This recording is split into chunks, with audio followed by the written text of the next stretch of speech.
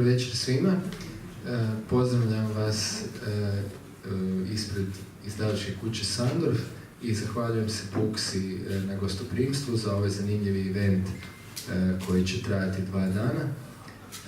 I imamo večeras ovdje iznimnu čast i zadovoljstvo da je s nama Maarten Inghels, flamanski, belgijski pjesnik i pisac, pa za početak molim vas jedan pljesak za naše goste. Htio bih pitati za početak također da li treba prijevod sa engleskog, da li da razgovor vodimo na engleskom ili da ja, znači da li treba prijevod sa engleskog, jer ćemo razgovarati sa Maartenom na engleskom, ili ne treba prijevod. Da li ima netko tko mi treba prijevod? Ok, onda će razgovor biti na engleskom, a ako treba, samo recite i ja ću prevesti, znači ako trebamo nešto pojasniti. Okay, great. So we will have this conversation in English. It will be more fluent.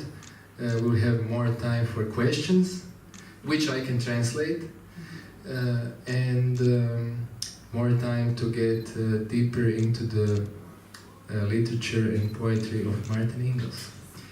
So Romana, I'm giving the mic to you. Okay. Radi. Evo, pozdravljam sve, jel radi? Radi. Pozdravljam sve još jednom, hvala što ste došli. Maarten Inghels je, dakle, došao ovdje predstaviti svoj roman Prvijenac koji je objavljen 2012. godine.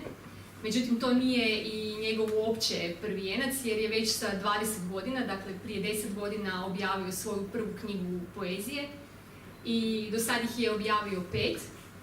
Uz ovaj roman objavio također i jednu zbirku eseja. O njegovoj kvaliteti dovoljno govori i to da ga objavljuje najvažniji, najugledniji nakladnik na nizozemskom govornom području, a to je De Bezige Bay.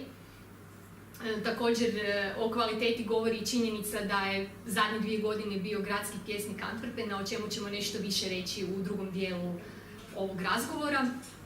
I što još, bio je i kurator, kako oni to zovu, velikog pjesničkog festivala, Felix Poetry Festival u Antwerpenu. Evo, samo da za početak neke od stvari nabrojimo. Okay, I will switch now in English. When we first met in 2012, in the summer I was staying in a translator's house in Antwerp and also looking for some young Flemish poets to come to the International Contemporary Poetry Festival in Zagreb, which was organized by the Brutal. And I was told by the people from Flemish Literature Fund that there is one very young poet in Antwerp who is curating the project Lonely Funeral. And I was fascinated by the fact that somebody so young, you were at that time 24, was dealing with death and doing this project. So could you tell us something more about this Lonely Funeral and in which way was this kind of a source of ideas for this book? Yeah. Well, the Lonely Funeral is, in Dutch is called the Eenzame Uitvaart. The Lonely Funeral is a project in which poets write each on turn a poem, a personal poem for people who die lonely and are buried without friends or relatives. So the funeral is held without friends or relatives at the graveyard. And then when that happens, I contact the poet and I search for some personal information about that person that died, and I provide that information to the poet who writes a personal poem to read at the funeral, or I do it myself. I did that for over 9 years. I started it.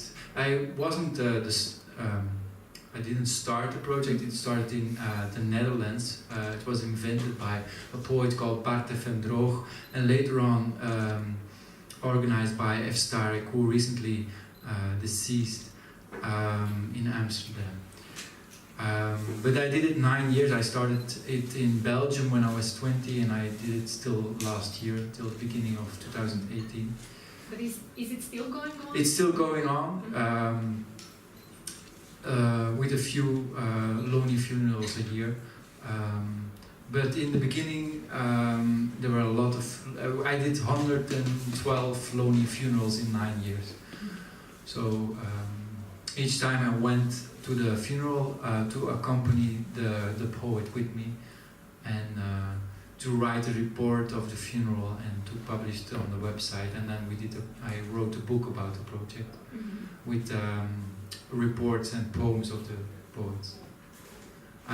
So that is a project, A Lonely Funeral.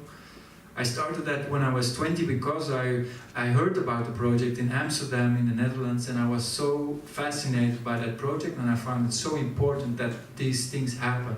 For the first time in my life I had the feeling that literature could actually take part of your life.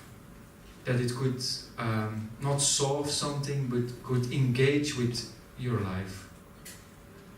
For the first time I had the feeling that poetry could be useful.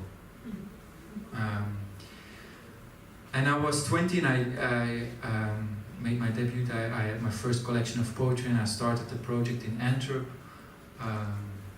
And I asked some poets to do it with me, and I did that for 9 years. And after some years I read a lot of stories about lonely death, and I went to the house of those people and I read stories about them, and that made me write a story about how we deal with death. And what happens when these people die lonely, what happens with their stuff, what happens with their possessions. And I was curious about that fact, about that question, so I decided to write a novel about it. So that's my novel, about what we do with the possessions of our deaths. Not only with the possessions of the lonely people, but with the possessions of the people around us. I had that time, when I was in the beginning of my 20s, I had a grandfather which I never met. And he died, and I helped my mother clean up his house. And he gathered a lot of stuff. And with each thing we gathered, with each thing we took in our hands, it was a little piece of history, of his personal history. So that's what my novel is about, I think. Yeah. So the main character is called Lucas, and he actually makes money of other people's deaths. And so in the novel we actually follow this disintegration of his personality and growing madness. But Darko has some more questions about the novel itself. Thank you. So, actually, are you afraid of that or not? No. A lot of people asked me that when the novel came out in Belgium, and when I started A Lonely Funeral, because I was so young. I think those questions were there. But I was more interested in, I am more interested in the ritual around death than in death itself. I'm more interested in how a funeral is organized and how we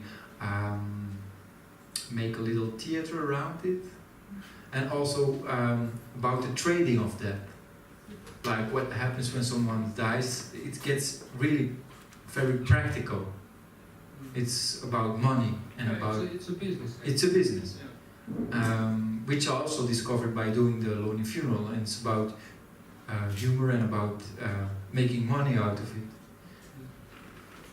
Yeah, I wanted to ask you, can we say that is the main character of your novel? Or maybe one of the main characters? One of the main characters, and also madness. Madness about death. So the main character loses his wife or girlfriend, and he tries to recollect her. He tries to make her alive again by gathering possessions, gathering all kinds of stuff which reminds him of her. So that's the madness, but you could say actually death. Yeah. Is your novel more about love or death? What do you say? I hope it's equal, but maybe that's a diplomatic answer. Yeah. But I hope it's equal. Like I try to write a love story, and I try to make the love story go turns around into a story about how we deal with death of our loved ones. So what would you say? Who is more emotionally damaged or wounded, Lucas or Robin? I think Lucas, definitely. Oh, really? Yeah. Yeah, because in the moment he seems like quite rational, grounded, and Robin seems like all these dead birds. Yeah, she. They're twisted. Lucas is more damaged. He's very rational, but then he start to get mad. He disintegrate, like Romana said. The other way around, like his girlfriend. So everything is changed in half the book. Yeah, after her death, he became kind of more obsessed with her than when she was alive. Yes.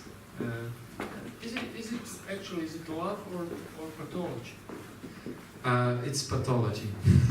I met a psychiatrist to talk about the subject and to talk about what actually happens with this character in my novel.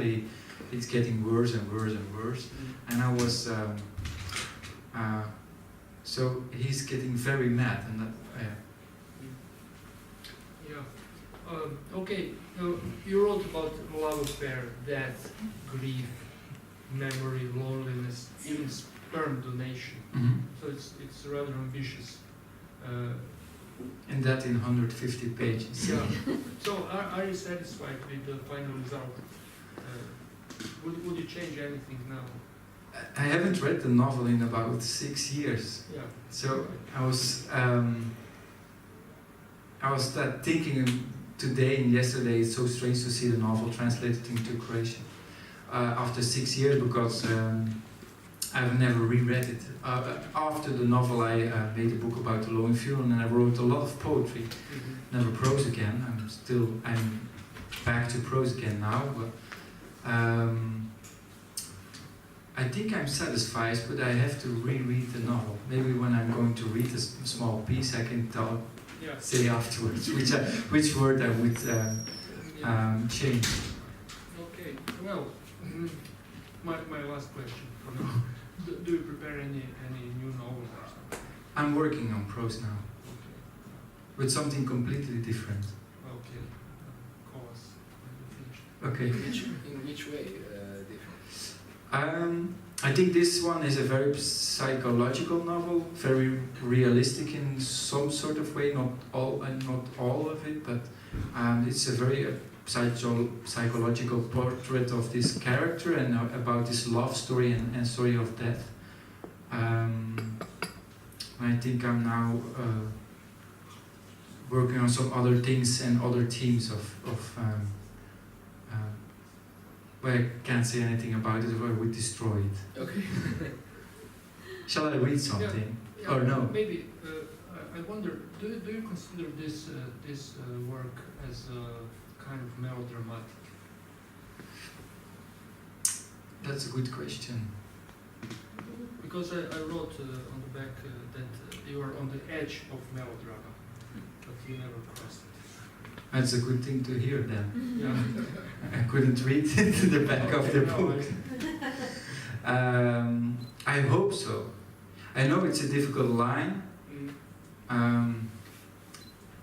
I recently read Kundera on the notion of kitsch in novels, and I'm with Kundera on that one. Like it's a difficult line, and I think I'm well balanced. But it is a story about death and love, and you have to go. I want to make it sharp, and I want to make it really about something. And more I'm convinced that also in my poetry, that my poetry and my work, my recent work, is very naive and very emotional. But if you do it well, and if you do it right, you have a real connection with the readers, but also with yourself and with your work. And so this novel was is a very emotional novel. So it's a melodramatic. But on the right side. On the edge of But I have read also a lot of humor in it. That's this sort of melodramatic. Yeah, that's what Kundera said. Yeah. Kundera said, I read it recently, like you have about the notion of humor, and in this work it's also very important. So, and that's it. I believe in the power of humor. But it's a kind of a, maybe I should put this one. It's a kind of a cure, I would say, against this enormous pain this main character suffers. Or how do you see that? It's a kind of specific humor, like black humor on the side of the graveyard.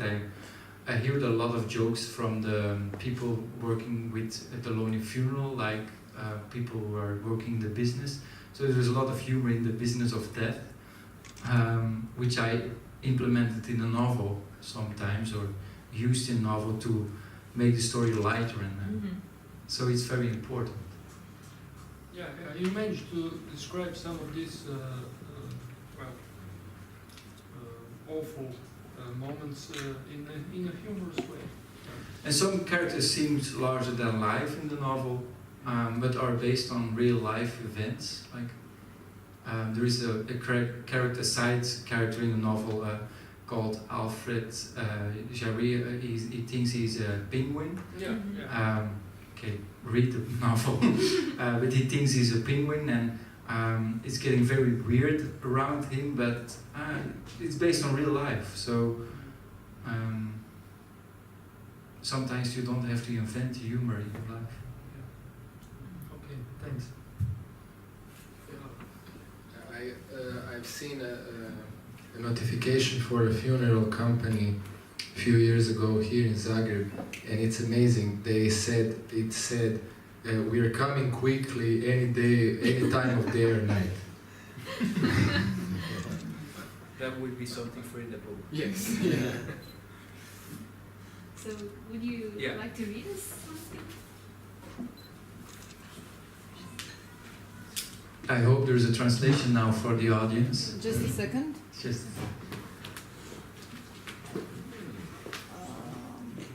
the first part I'm gonna read is a small part about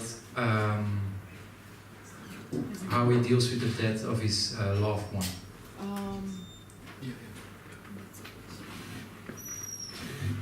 Het waren de aanrakingen die hij miste. Haar gezicht dat hij mocht... Yeah, no, it's good. Maar de aanrakingen die hij miste. Haar gezicht dat hij mocht kussen. Nog hetzelfde uur na haar dood werd Robins lichaam in een hygiënische plastic kist van conform de wet voorgeschreven afmetingen opgeborgen en overgebracht naar een kaal en troosteloos mortuarium. Geconserveerd in een koelkast in afwachting van een autopsie, het bepotelen door vreemde mannenhanden die de gevoeligheden, de print van moeder en pigmentvlekken niet kenden. Zo werkt het altijd, had de uitvaartondernemer hem gezegd op de vraag waarom ze hier lag, in de kille ruimte waar ze uit een lade uit de muur tevoorschijn kwam. De mensen hoeven dit niet te zien. Maar Lucas wilde haar lichaam wel aanschouwen. Hij wilde haar betasten en aanraken, weer een rode blos op haar wangen kneden. Hij wilde de handdoeken en sponsen uit de handen van de uitvaartondernemer trekken en haar eigenhandig balsemen. Het zwartrode bloed van haar bleke lijf spoelen, de huid wassen en masseren. Bij elk lichaamsdeel wilde hij zich excuseren voor de plekken die hij vroeger nooit of te weinig aandacht had gegeven. Hij wilde de onontdekte bulten en builen, blauwe plekken en eenzame haartjes in kaart brengen. Daar in het mortuarium wilde hij tot verliezen toe memory spelen met haar lichaam.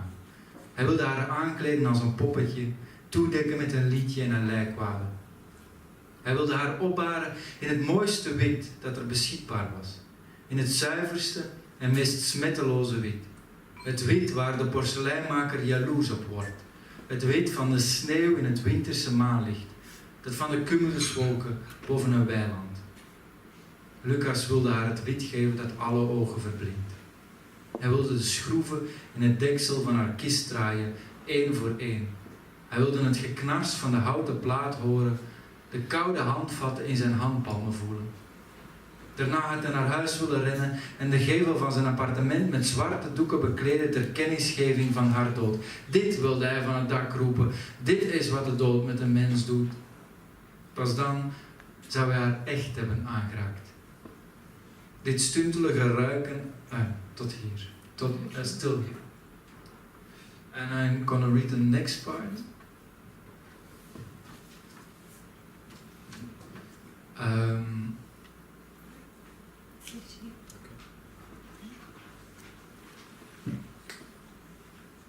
Het had zo'n feestje, this is a part about where the two characters met.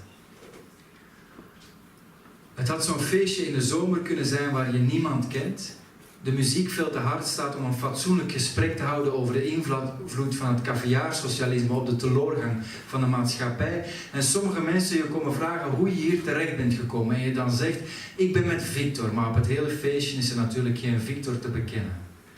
Iemand stampte op de grond en zo ontstond er een feest. Het is nooit belangrijk wie er is, zolang er maar mensen zijn die er als een bespottelijke paradijsvogel bijlopen of in een andere kamer op een piano willen rammen en bij het zingen van Hit the Road Jack hun keel openzetten, zodat je de amandelen met elkaar ziet pingpongen. Meestal werd zo'n feest georganiseerd in een appartement dat hoog boven de stad uittorende, opdat de gastheer geroemd kon worden om het excellente uitzicht. Bij zonsondergang rolden de O's en de A's uit de opgewonden monden van de bezoekers in houthakkershemden, waarna de nuttelozen van de nacht naar de bar terugkeerden. Het feestje, waarop Lucas 2 jaar geleden had gezien hoe Robin een legertje slakken doodde, was van een volstrekt andere orde. De gastheer negeerde deze keer alle gebruikelijke ingrediënten naar eigen, omdat het zo hoorde in deze nieuwe eeuw, omdat het met bepaalde vibes te maken had en met in elkaar zakkende consumptiemaatschappij. Sociologen spraken van een nieuw tijdsbeeld bij de jongste generatie, die na het fin de siècle op zoek was naar nieuwe rampen. Liefboy, zo werd hij genoemd. Wie kende zijn echte naam? Wat maakte het uit? Want hij maakte van liefde zijn hobby. Hij maakte van liefde een kunstbeweging, een eigen stroming, een meesterwerk, een levensstijl. Hij reisde de hele dag door en op elk feestje waar hij arriveerde, zag Lucas hoe hij een aureool meisjes om zich heen schiet, die hem giechelend vroegen te vertellen over die keer dat hij sneller was dan de hogesnelheidstrein die van Amsterdam naar Parijs reed. Timing, zei hij dan altijd. Het gaat om timing. Of die keer dat hij zijn blonde krullen in de nek wierp en vertelde over de dag dat hij erin slaagde te overnachten in de waskamer van een Hilton hotel als een postmoderne zwerver. En zo kreeg zijn verhaal vorm voor een hele avond. Liefboy dus maakte van dit feest een gebeurtenis. Een momentum in de geschiedenis waarop je niet wilde ontbreken. Waarop iedereen welkom was, maar waarvan de plaats en het uur pas op het laatste moment via een tekstbericht werd doorgegeven. En zo had Lucas op een dinsdagavond het bericht op zijn gsm gekregen: feest vindt plaats in de kruidentuin. Bring your own booze. Deze generatie feestvierders had het bankroet van hun portefeuille van dichtbij meegemaakt en zag de mogelijkheid niet om een vat bier van de brouwer naar het feest te rollen. Dit was een groep mensen die de attributen voor het leven in hun binnenzak kon bewaren. Wat niet in je jas paste, was overbodig. Het feest duurde 1 uur lang. In dat tijdslot moest men dansen, drinken en de wip van de avond vinden om aan het einde van de nacht met de zonsopgang te flirten. En meer informatie hadden ze toen niet nodig. Er was iemand met een blokfluit en een cello aanwezig en wonderwel paste dat voor iedereen goed samen. Er werd tussen de begonia's, de lelies en het koninginnenkruid gedanst. Er sneuvelden anemonen en Sint-Jacobskruid en sommigen rukten de bladeren van een exotische plant met felle kleuren om op te kauwen en zo homeopathisch high te worden.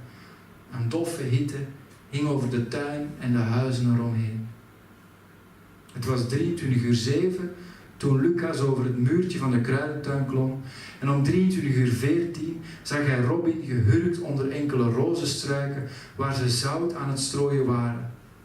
Ten einde de kaalslag door de oprukkende tuinslak een halt toe te ruipen. Het was augustus.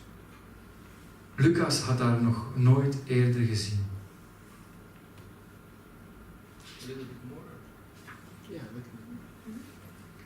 Het grofkollerige zeezout dat ze over de sluimerige buikglijders smeet, onttrok al het lichaamsvocht aan de slakken, waarna slechts een hoopje groen slijm achterbleef. De slak werd letterlijk weggevreten. Als laatste smolten de voelsprieten weg. Medelijden voor deze groenvreters kenden ze niet. Hun afstotelijke uiterlijk en de verwoestingen die ze hadden aangericht in de rozentuin noopten Robin er blijkbaar toe tot deze destructieve aanpak over te gaan. And I'm gonna skip a little bit.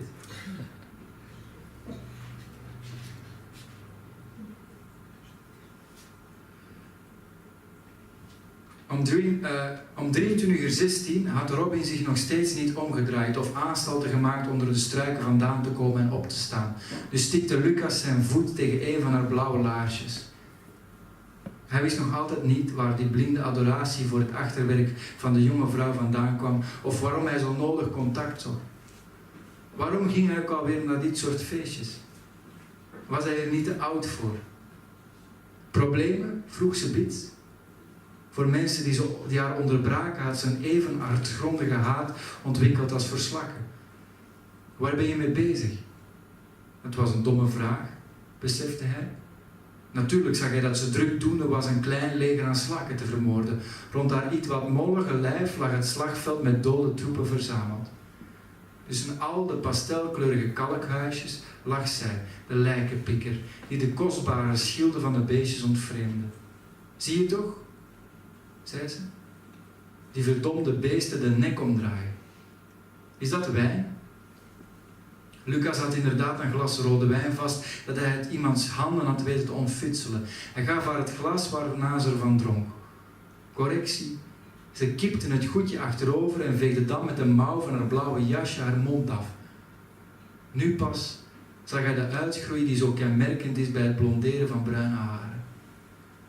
Ze had een fijn gezichtje dat niet helemaal paste bij haar dikkere bovenarm. Een vriendelijk gelaat.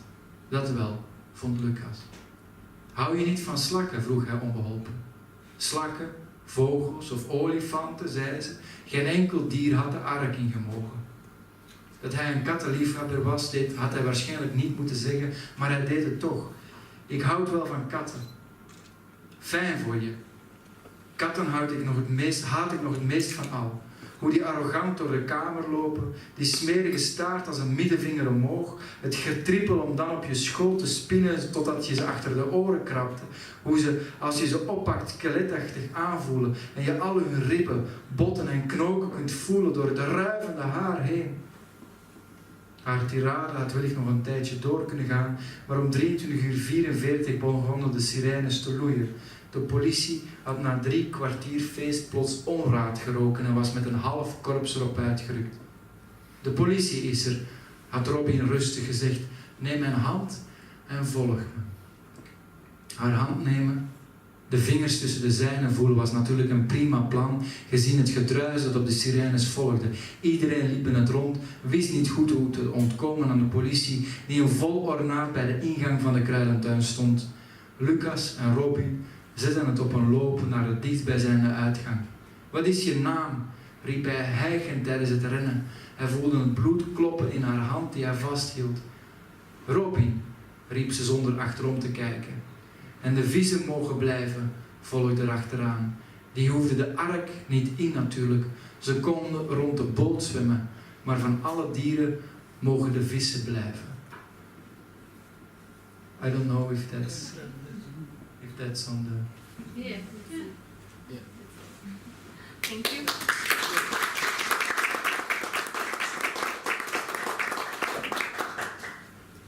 Evo sad ste mogli uživati u flamanskom kojeg ne čujete baš tako često u Zagrebu, a mislim da će.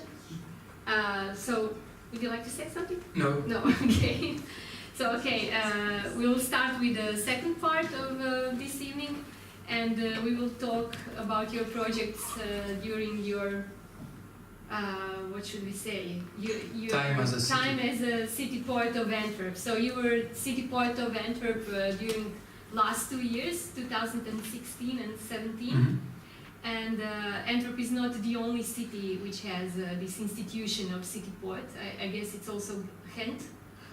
It was sometimes in Ghent.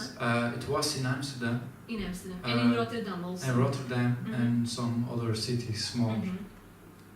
As a city poet, you are appointed by a literary organization or by the city council, and you have to write 6 poems a year. In the case of Antwerp, so I was appointed as a city poet, and I needed to write 6 poems a year, and I needed to sign a contract in which was stated that you also had to publish these poems or make them known by a wider audience. So you have to make sure that people will read these poems. So there is also a budget, and there is also an organization which supports you to bring these poems to life, which I took very literal. So, but you really succeeded in this.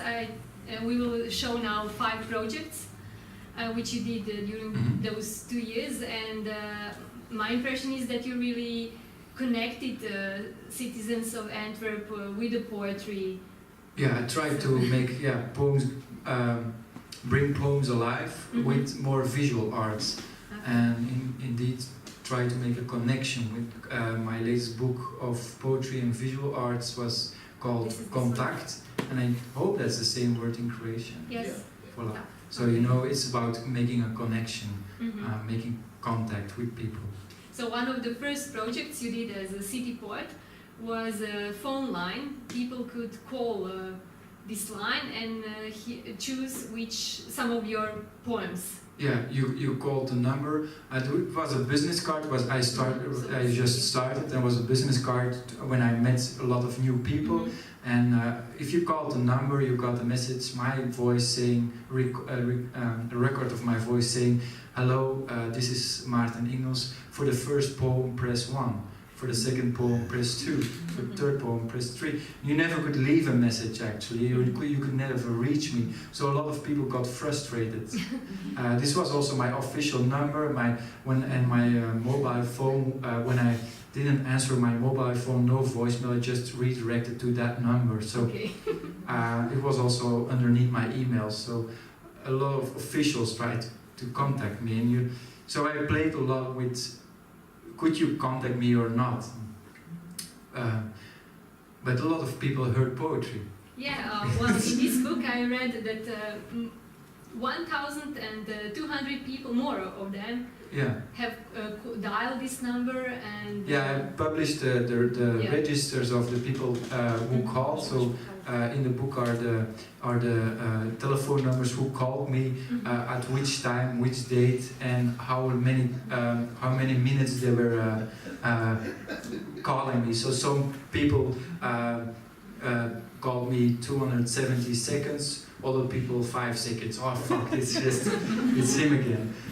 But some people, especially my grandmother, were very happy, and she was calling a lot, trying to reach me, and she's a bit lonely, so she called me at night to hear my voice. But how do you connect? It's really a huge number, thousands. Yeah, because this was my official number, so people trying to, not again, So, but also I spread the business cards a lot, of course. I met a lot of people who wanted that I wrote something for them or did something for them. So I gave them my business card with the poetry line. You also made a trick. You left small wallets. Yeah, I left wallets in the city with the business card, and I tried all kinds of ways to spread out these business cards. Great. Okay, can we see the next one? So this is my favorite. So you planted some eatable vegetables in the form of a title of your poem. Yeah. It's called, in a translation it would be something like when we plant summer in each other. And you did it in some parks in Antwerp. Yeah, 4 different parks, and it was a poem about the beginning of spring. You know, the first time that spring is in the city, it's in the air, you can smell it. A lot of people getting happy outside for the first time. So that's the poem about, and I decided to plant the title. You don't see it very well on this picture in this projection, but the title is planted with rucola, spinach, and other vegetables, radish. So people could eat it, but mostly the bunnies eat it, the rabbits eat it. But you don't have any information whether people really picked it? Yeah, I heard some people who took it home. Some. But that was also the idea. Yeah, that was the idea. You could eat my poem, Poetry. and you could eat my poetry. So that was the idea. I like the idea that poetry would really pop up in the city. We had the tradition that the city poet would write a poem, and it would be on display on a large banner on a building or stuff like that. And I found it a little bit, old-fashioned or a little bit boring. Like, I didn't want that my poetry was on a building. I wanted that it would pop up in the city and surprise people. Okay, can we see the next one? So this is also very interesting. So night shops and sex shops in Antwerp have to pay a special kind of taxes because they don't contribute to the image of the city. And Maarten tried to make it better in the way that you put these neon lights in the form of word poetry. Yeah, but I like the aesthetics of these shops, like the sex shops and night shops and in American delis and stuff like that. So like they're very clumsy in their aesthetics, but I like and at night they're the last sort of heaven for the restless people, for people looking for booze, cigarettes, all bad things. So they're like an attraction for me, and always flickering with their lights and funny displays. So this one has a display with ice cream. So I went to these stores and I gave them my sign which says poetry, and also I got an option that it could blink. And I started a conversation about what is poetry for them, and I just gave them the display. So now in Antwerp we have several night shops. So it's still. Yeah, it's still some night shop owners took it down. Because I got too many questions about customers from how do you sell poetry? Or one guy said, but who is going to pay for the electricity? So, but another one of the most famous night shops in Antwerp on a busy street corner where a lot of popular cafes are, and so he's still showing it, and it's got a lot of attraction. People are coming inside and asking, what is it, poetry? And they actually don't know what it is. Those conversations with night shop owners were very funny, because I was trying to say, yeah, it says poetry, but I don't need a display that says poetry. I need a display that says open or closed or pizza, not poetry. And I then try to explain what poetry is, and some night shop owners don't know what poetry was. So I try to ask for poetry of their home country. After a while, one night shop owner told me, poetry, I translated it to Bangladesh with my phone, so like, this is poetry. And he said, I also write poetry, and I emailed them to Bangladesh. Sorry, I got a lot of interaction with these in strange conversations. Great. Okay, can we see the next one? Oh, this is also very interesting. So you made the invisible route, how to move through the city avoiding these surveillance cameras. Yeah. And, we have a city council that, they don't like night shops and sex shops, but they also don't like people. They want to watch the people. So they installed 300 new cameras in Antwerp, now even more. So they can see every street from the police office. And I decided I wanted to make a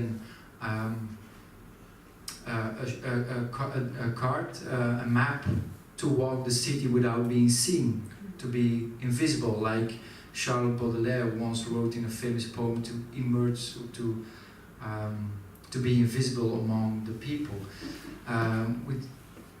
which is a very good poem. And I walked the city and I checked for the public cameras and the private ones. Mm-hmm. When I saw one, I crossed it on a map with a circle, and then I made the last routes to stay invisible in the city. And do you have some information? Do people really use this map? I got a lot of questions still about people who want to have one map. Mm-hmm.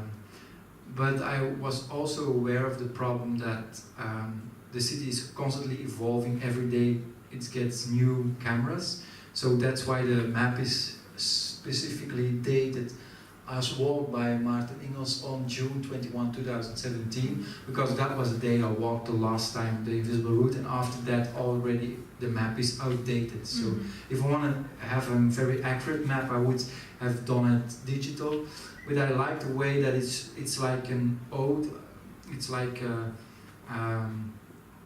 it's a pastime.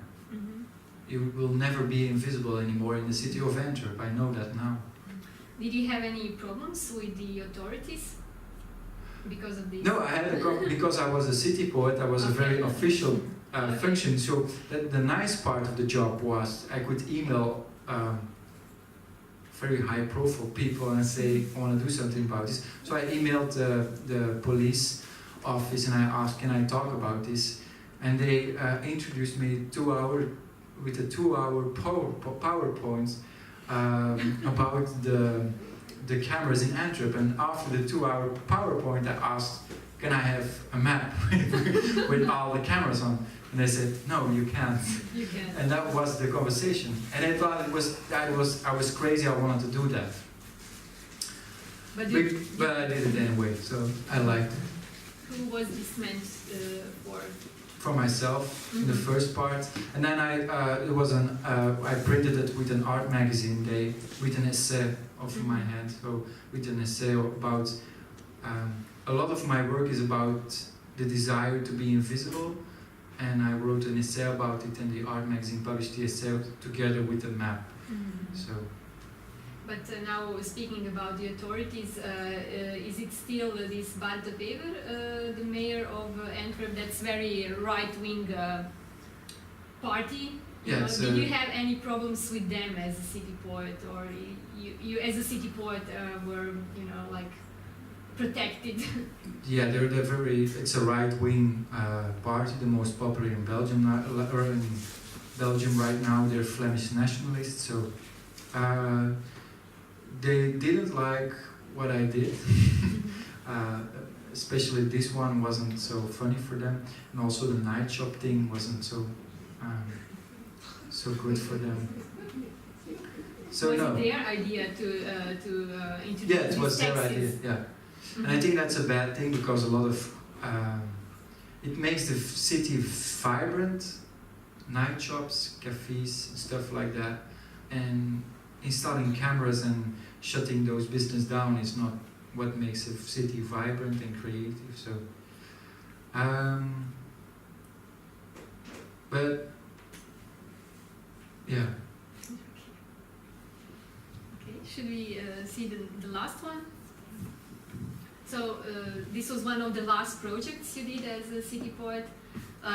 People could get a tattoo with part of your poem, Hunger? Yes. And there were 600 people who wanted it, if I understood very well. So what was the way you have chosen these 10 people? Did they have to make some motivation letter, or? Yeah, I was surprised by the.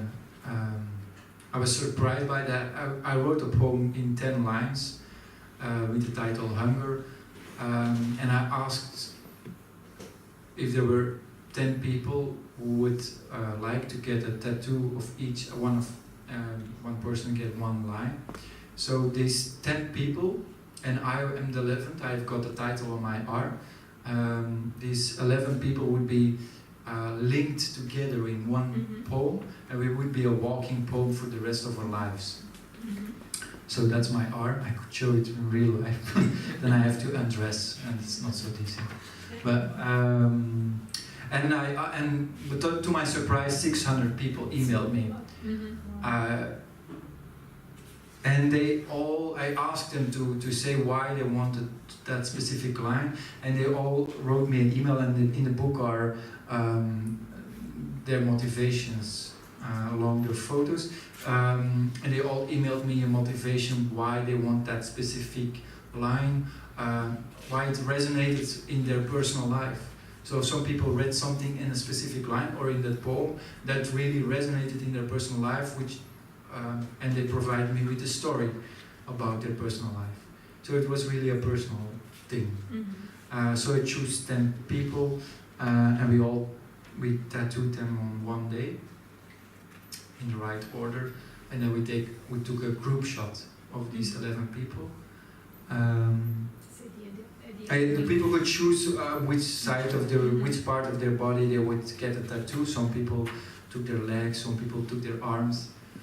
It was a very emotional thing also to do, because we were linked with completely strangers. Those 11 people were together in one room, one day, 1 hour, and after that day we parted, and we never saw each other again all together. I saw some people again, but the idea is that within 10 years I do a reunion, and I hope everyone is still alive. You have also a tattoo shop in the book at the end of the book. Was it kind of a link or an idea that you got earlier to apply it as a city poet then? You have it here. In the novel in the novel is actually also at the end of the book. At the end of the book, the character gets a tattoo. It was something I had, an idea that I had for a longer time. I tried to make poetry in a lot of visual ways, and poetry was one of those evident ways to, tattoo was one of those evident ways to try to publish literature. And also, because what I said about in the tradition of city poets, that they would publish poems on big banners or in books or on paper, but I wanted to make poetry with people, and I wanted to make it again, to bring it to the people again, and to make a connection with those. And a tattoo was the most personal way I could do that, the most intimate and personal way I could make a story come alive.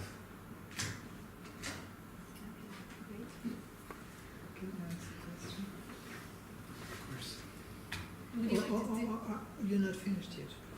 well, more or less, yeah. No, Would you like? Yeah, no, I think I can talk on. Hello.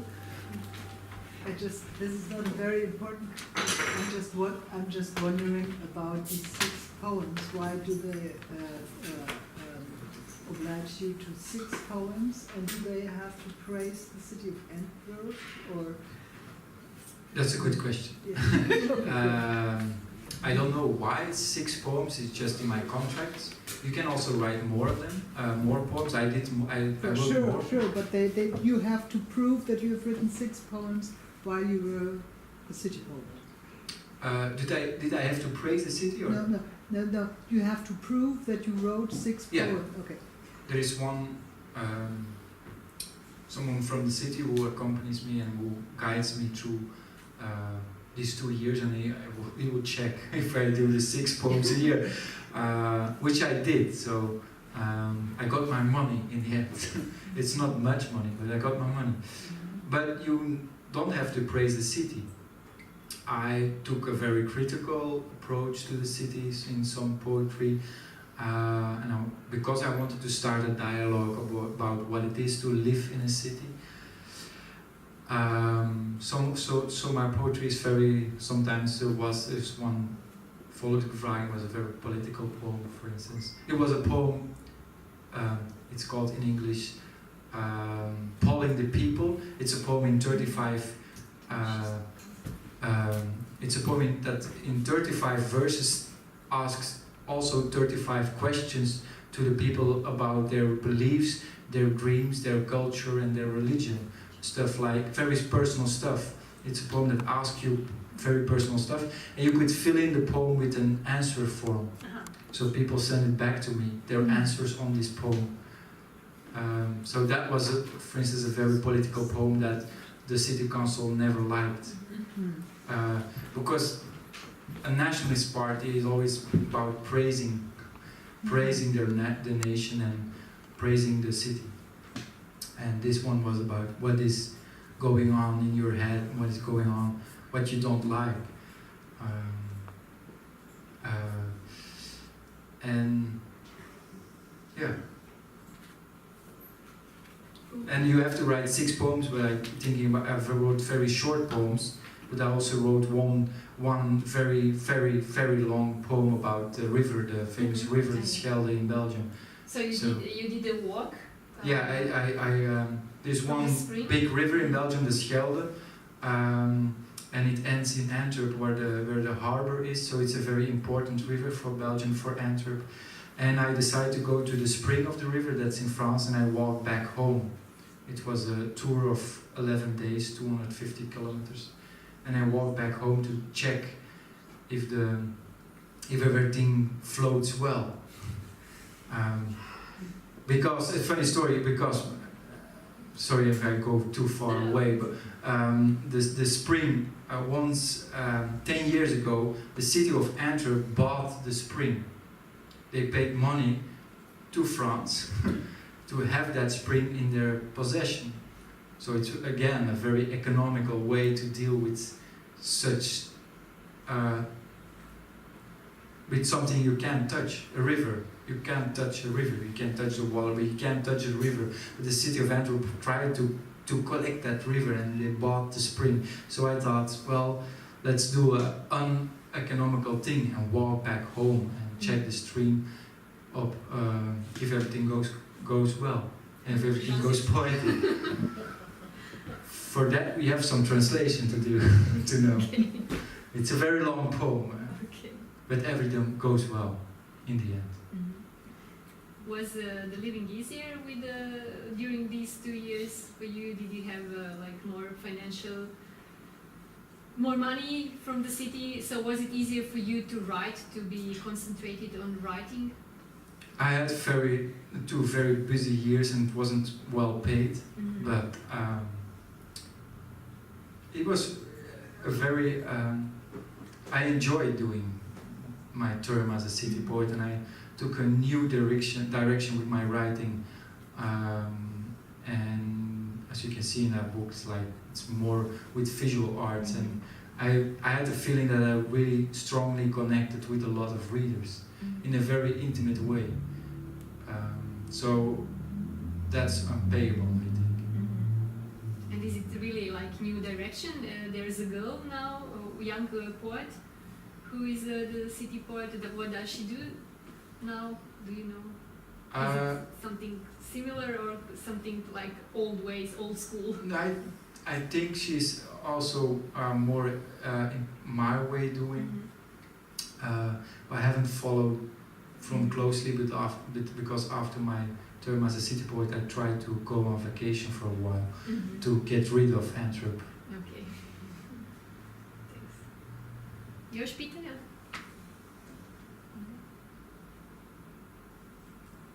Hello. I have one question. In your novel about that, I was wondering, what's your opinion, because you have so much experience with these ceremonies we make at the end of life. Why do we put so much emphasis on that? And is it because it is so abstract that we try to ignore it in life, and then when it ends, we make this big ritual? And the second question, I was interested in your, you commented about trying to be invisible in the city. Yeah, that's hard.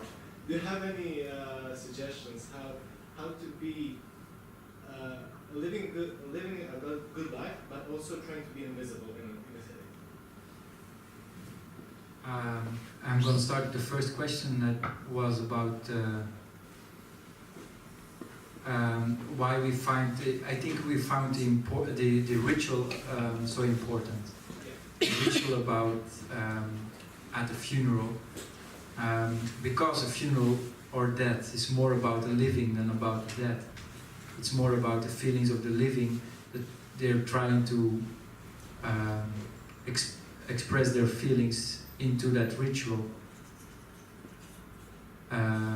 So I hope that's an answer to your question. Okay, but you went to the funerals of people who had no one.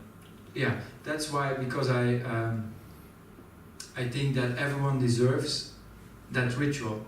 If a family member or a friend dies, we will try our best to make the best and more and a vivid ritual for that person. But I even think that people without relatives or friends have the right or deserve this kind of ritual as well, even if they don't have anyone. I think what makes us human is the way we deal with death. What makes us human is the way we organize a funeral for those without friends or relatives. And that's why we do this lonely funeral ritual for those who die alone or without friends. I always like the idea that I'm standing there at the graveyard and reading a poem into the wind. Nobody is hearing my poem. I don't believe that the person who is dead was going to hear me, but I like the uselessness and the usefulness of this act. It's an act I'm performing for myself, I'm aware of that, for the two people of the funeral home and for the wind. But I think that makes us human, that we perform that ritual, a very personal ritual. And then the second question was about the invisibility. I believe that people are that we have two main desires in life. That one desire is about the art of the desire to be visible, to be heard of, to perform, maybe to be famous for some people, to be well known, to be heard among people and friends and relatives. And the other desire is the desire to be invisible, to be anonymous, and to disappear. And I really like the second desire. That's the desire that inspires me the most, and that's the desire to be invisible. And it's getting harder and harder to be invisible in an age that is addicted by digital, by internet and phones and cameras. I think the only solution is go into the forest. I'm working on some essays about artists and architects who try to be invisible as well, and it's not a coincidence that they all go to the forest. But do you really think that it's hard to be invisible in the city? And then again, the desire to be invisible, but visibility of the poem, to make poem more visible. Is it, I mean, can you balance this? To be invisible, but to make poem so visible? Yeah, that's a conflicting interest. Yes. I'm a poet and I'm a writer, and I tried, like we talked about my work as a city poet, to be as visible as much. Yes. To be as visible as I could be, and to reach out to a wider and broader audience. And at the same time, I'm a little bit shy and I try to be invisible. But that conflict, and that's a conflict between the two desires I just expressed, is what makes it so interesting. And I'm still not sure why I'm trying to be invisible, but I do like to be invisible. It's a conflict between ambition and desire. Life and death. Yeah. If I could, I would be replaced by, in the book, the business card we just showed is my desire to be replaced by a machine.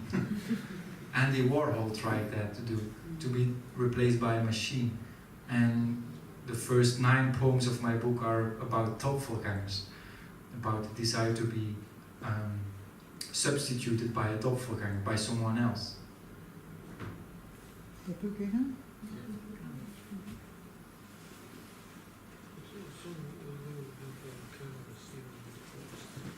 What will we do if we have cameras in the forest? Then the revolution will begin. Je li to sve ili još imate pitanja? The call for revolution is a nice Dobro, onda ćemo zahvaliti svima na dolasku i evo, knjige su tu, pa evo, molim još jedan pljesak za Maartena.